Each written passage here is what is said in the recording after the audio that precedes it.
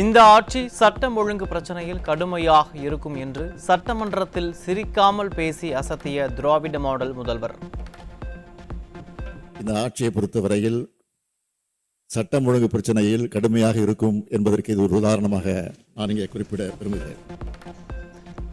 முதல்வர் இப்படி பேசிய நாளில் தமிழகத்தில் 5 கொலைகள், 3 மர்ம மரணங்கள், 15க்கும் மேற்பட்ட பாலியல் வன்கொடுமை சம்பவங்கள் அரங்கேறி சட்டம் ஒழுங்கில் கடுமை காட்டும் லட்சணம் அம்பலமானது.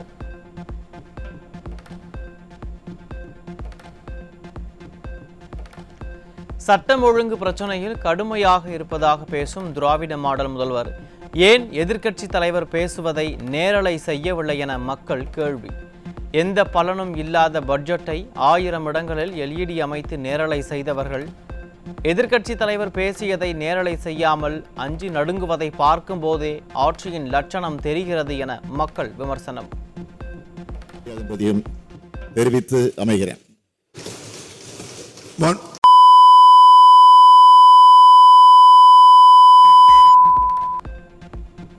திமுக ஆட்சிக்கு வந்ததிலிருந்து தமிழகத்தில் இஸ்லாமிய சமூக ஆர்வலர்கள் பாதுகாப்பு கேள்விக்குறியாக இருப்பதாக சிறுபான்மை சமூக மக்கள் வேதனை.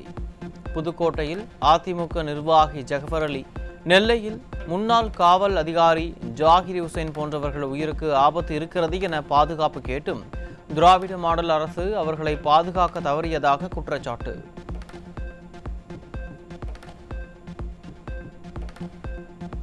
வாக்குகளை வாங்கும் வரை சிறுபான்மை காவலர்கள் போல வேடமிட்ட திராவிட மாடலின் வேஷம் ஆட்சிக்கு வந்த பிறகு கலைந்துவிட்டதாக இஸ்லாமிய மக்கள் வேதனை.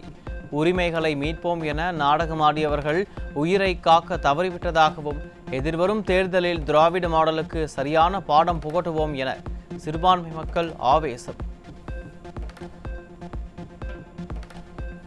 அமலாக்கத்துறை சோதனைக்கு பின்னர் திராவிட மாடல் அமைச்சர்கள் டெல்லிக்கு இரவோடு இரவாக பறப்பது ஏன் என மக்கள் கேள்வி எழுப்பியுள்ளனர். அமைச்சர்கள் துரைமுருகன், செந்தில் பாலாஜி ஆகியோர் சென்னையில் சட்டப்படி எதிர்கொள்வோம் என வசனம் பேசிவிட்டு டெல்லிக்கு சென்றது ஏன் என திராவிட மாடல் முதல்வர் விளக்கம் அளிக்க வேண்டுமென மக்கள் கோரிக்கை.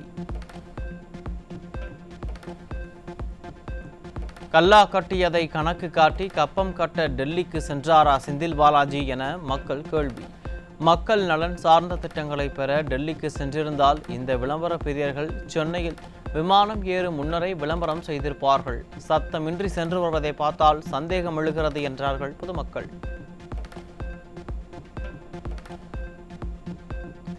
வெளிநாடுகளுக்கு இன்ப சுற்றுலா சென்று வந்த திராவிட மாப்பிள்ளை டாஸ்மாகில் அமலாக்கத்துறை நடத்திய சோதனைக்கு பின் டெல்லியில் முகாமிட்டிருப்பதாக தகவல். உச்சபட்ச அதிகாரியின் கைபேசியிலிருந்து முக்கிய ஆவணங்கள் சிக்கியிருப்பதாக தகவல் வெளியாகியுள்ள நிலையில் டெல்லியிடம் சரண்டராக தயாராகிவிட்டதா அறிவாலயம் என மக்கள் கேள்வி. அமலாக்கத்துறை விசாரணைக்கு தடை விதிக்க வேண்டுமென உயர்நீதிமன்றத்தில் வழக்கு தொடர்ந்த டாஸ்மாக் நிர்வாகம். டாஸ்மாக் ஊழல் பூதாகரமாகி இருக்கும் நிலையில் மடிகனமில்லை என்றால் விசாரணையை எதிர்கொள்ள வேண்டியது தானே, ஏன் ஸ்டாலினின் திராவிட மாடல் தடை கேட்கிறது என மக்கள் கேள்வி.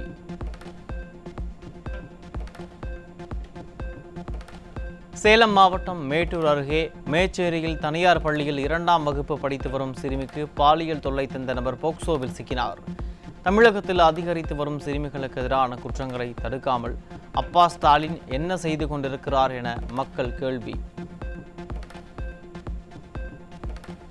செங்கல்பட்டு மாவட்டம் படூரில் தனியார் கல்லூரியில் பேராசிரியைக்கு பாலியல் தொல்லை கொடுத்த சக பேராசிரியருக்கு தர்ம அடி கொடுத்து காவல்துறையிடம் ஒப்படைப்பு. திமுக ஆட்சியில் அப்பா ஸ்டாலின் பெண்களுக்கு எதிரான குற்ற சம்பவங்களை கண்டுகொள்ளாததால் கல்லூரி பேராசிரியைக்கு பாதுகாப்பு இல்லாத நிலை உள்ளதாக மக்கள் வேதனை.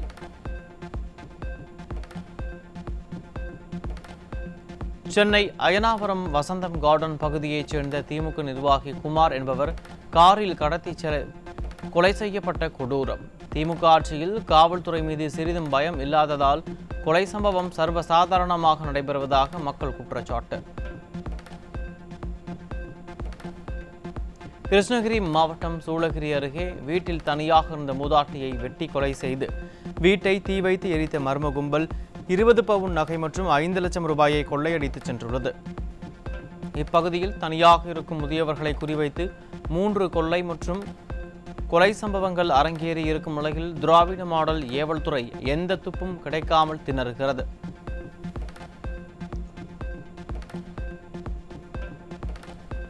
நாமக்கல் மாவட்டம் வேலக்கவுண்டம்பட்டி அருகே போலீஸ் தாக்கியதால் இளைஞர் தூக்கிட்டு தற்கொலை செய்து கொண்டதாக கூறி காவல் நிலைய முற்றுகையிட்டு உறவினர்கள் போராட்டம்.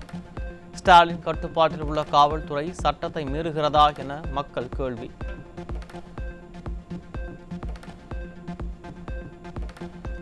சேலம் மாவட்டம் எடப்பாடி அருகே மது போதையில் இளைஞர்கள் பணம் கேட்டு மிரட்டி தாக்கியதில் மாற்றுத்திறனாளி சிகிச்சை பலனின்றி உயிரிழப்பு.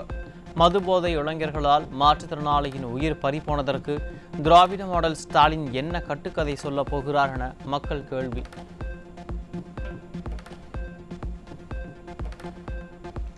சென்னை அடுத்த பல்லாவரம் அருகே இன்ஸ்டாகிராம் மூலம் இளைஞர்களை தன் வலையில் வீழ்த்தி கஞ்சா சப்ளை செய்து வந்த வடமாநில இளம்பெண் சிக்கினார். சமூக வலைதளங்கள் மூலம் சர்வசாதாரணமாக கஞ்சா விற்கும் அளவிற்கு ஸ்டாலின் அரசின் நிர்வாக லட்சணம் இருப்பதாக பொதுமக்கள் வேதனை.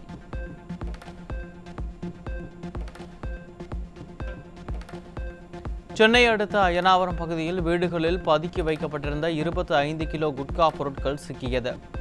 ஸ்டாலின் ஆட்சியில் குட்கா விற்பனை குடிசை தொழில் போல நடைபெறுவதாக மக்கள் விமர்சனம். சென்னை அடுத்த அனகாபுத்தூர் பகுதியில் 103 கிலோ கஞ்சா சிக்கியதால் அதிர்ச்சி. நிர்வாக திறனற்ற ஸ்டாலின் அரசின் ஏவல் துறை கஞ்சா புழக்கத்தை கட்டுப்படுத்த முடியாமல் திணறுவதால் கிலோ கணக்கில் கஞ்சா கடத்தப்படுவதாக மக்கள் விமர்சனம்.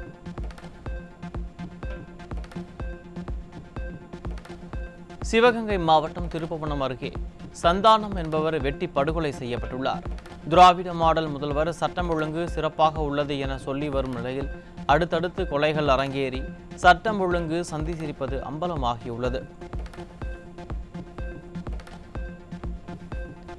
சென்னை கோட்டூர்புரத்தில் நடைபெற்ற இரட்டை கொலை வழக்கின் மூலம் திராவிட மாடல் ஆட்சியில் இளம் சிறார்கள் கூட கொலை குற்றவாளியாக கூலிக்கு கொலை செய்யும் அவலம். திமுக ஆட்சியில் நாள்தோறும் அரங்கேறும் கொலை கொள்ளை சம்பவத்தை அப்பா ஸ்டாலின் கண்டுகொள்ளாததால் சிறார்களே துணிச்சலுடன் குற்ற செயல்களில் ஈடுபடுவதாக மக்கள் குற்றச்சாட்டு. தருமபுரி மாவட்டம் பாலக்கோடு அருகே கட்டாயம் திருமணம் செய்ததால் சிறுமி தூக்கிட்டு தற்கொலை. தருமபுரியில் தொடர்ந்து அதிகரித்து வரும் குழந்தை திருமணத்தை கண்டுகொள்ளாத சமூக நலத்துறை அமைச்சர் மற்றும் காவல்துறை கும்பகர்ண தூக்கத்தில் இருக்கிறதா என மக்கள் கேள்வி. கோவை மாவட்டம் சூலூர் அருகே 5 கிலோ கஞ்சா சிக்கியது. கோவையில் போதைப் பொருள் புழக்கம் தொடர்கதையாகி வரும் நிலையில் காவல்துறையினர் என்ன செய்து கொண்டிருக்கிறார்கள் என மக்கள் கேள்வி. ராணிப்பேட்டை மாவட்டம் அரக்கோணத்தில் ரயிலில் கடத்தி வரப்பட்ட 14 கிலோ கஞ்சா பறிமுதல். மைனாரிட்டி பாஜக அரசும் திறனற்ற திமுக அரசும் போதைப் பொருள் நடமாட்டத்தை கட்டுப்படுத்த முடியாமல் திணறி வருவதாக மக்கள் குற்றச்சாட்டு. திருப்பத்தூர் வாணியம்பாடி அருகே கஞ்சா விற்பனையில் ஈடுபட்ட 5 இளைஞர்கள் சிக்கினர். நிர்வாக திறனற்ற ஸ்டாலின் ஆட்சியில் போதைக்கு அடிமையாகும் இளைஞர்கள் போதை வியாபாரிகளாக உருமாறி வரும் நிலையில் முதல்வர் சட்டம் ஒழுங்கு சிறப்பாக உள்ளது என பேசுவது நகைப்பை ஏற்படுத்துவதாக மக்கள் விமர்சனம். திராவிட மாடல் ஆட்சியில் மாநகராட்சி பள்ளிகளில் மாணவர்கள் மனநல சீரழிவு மற்றும் போதையின் பாதையில் செல்லும் நிலை உள்ளதாக அதிர்ச்சி தகவல். மாநகராட்சியின் நிதி ஒதுக்கீடு வெறும் கட்டட பணிக்கு மட்டுமா என்று கேள்வி எழுப்பியுள்ள மக்கள் மாணவர்களை நல்வழிப்படுத்தும் விளையாட்டு, உடற்பயிற்சி மற்றும் திறன் மேம்பாடு பயிற்சி போன்றவைக்கு கிடையாதா என்றும் கேள்வி. பெற்றோரை பராமரிக்க தவறும் பிள்ளைகள் பெற்றோரிடம் பரிசாக பெற்ற சொத்தை வைத்திருக்க உரிமை இல்லை. இதற்காக அமைக்கப்பட்டுள்ள தீர்ப்பாயத்தின் மூலமே தீர்வு பெறலாம் என்று கூறி மூத்த குடிமக்கள் உரிமையை உறுதிப்படுத்தியது சென்னை உயர்நீதிமன்றம்.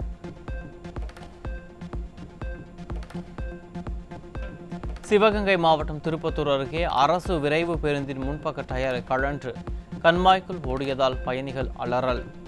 அரசு பேருந்துகளை முறையாக ஆய்வு செய்யாமல் திராவிட மாடல் ஸ்டாலின் அரசு மக்கள் உயிரோடு விளையாடுவதாக குற்றச்சாட்டு.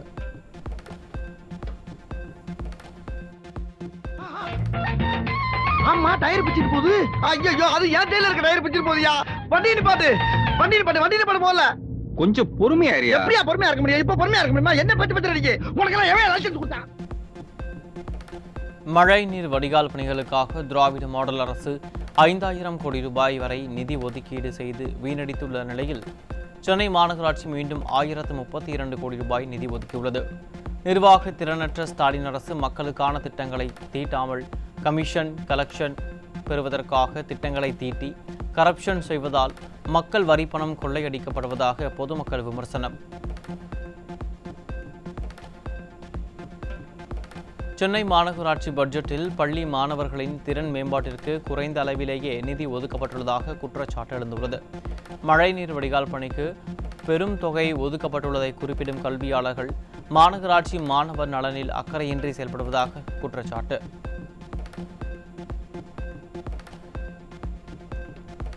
கோவை மற்றும் திருப்பூரில் தற்போது சுமார் 2,50,000 விசைத்தறி யூனிட்டுகள் காலவரையற்ற வேலைநிறுத்தத்தில் ஈடுபட்டிருப்பதால் ஒரு நாளைக்கு சுமார் 35 கோடி ரூபாய் இழப்பு ஏற்படும் என கணிப்பு. நிர்வாக திறனற்ற ஸ்டாலின் அரசு ஏழைகளிய விசைத்தறி தொழிலாளர்களின் கோரிக்கைகளை செவிகொடுத்து கேட்காததால் தொழில்கள் முடங்கிய அவலம்.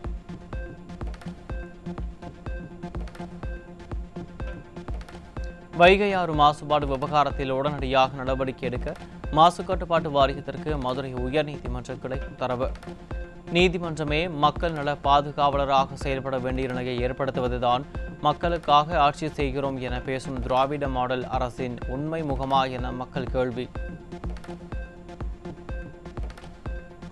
5,000 மெகாவாட் காற்றாலை மின் நிலையங்கள் அறிவிப்பு வெளியாகி 2 ஆண்டுகளாகியும் ஒரு காற்றாலை கூட சுற்றாமல் திட்டங்கள் கிடப்பில் போடப்பட்டுள்ள அவலம். திராவிட மாடல் அரசின் திட்டங்கள் அறிவிப்பில் மட்டுமே உள்ளதால் தேவையான மின்சார வசதி கிடைக்காமல் அவதியடைந்து வரும் தொழில்துறையினர் அதிருப்தி. கேரளாவிலிருந்து தெருநாய்களை குமரி எல்லையில் கொண்டு விடப்பட்டதால் மக்கள் அதிர்ச்சி.